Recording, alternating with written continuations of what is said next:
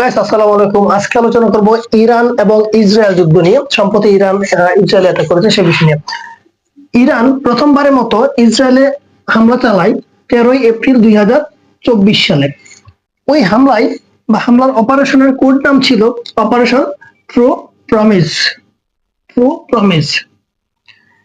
19 April অর্থাৎ কয়েকদিন পরেই 2024 সালে ইসরায়েল ইরানে পাল্টা হামলা চালায় অথবা কাউন্টার অ্যাটাক করে। 19 এপ্রিল 2024 ইরান ইসরায়েলে দ্বিতীয়বারের মতো হামলা চালায় 1 অক্টোবর 2024 সালে। হিজবুল্লাহ প্রধান হাসান নাসরুল্লাহকে ইসরায়েল হত্যা করেছিল, সেই প্রতিশোধ নিতেই মূলত ইরান এই হামলা চালায় বলে জানায়।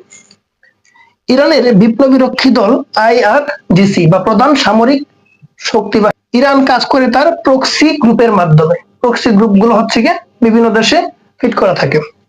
ইরানের প্রধান প্রক্সি গ্রুপ সমূহ হচ্ছে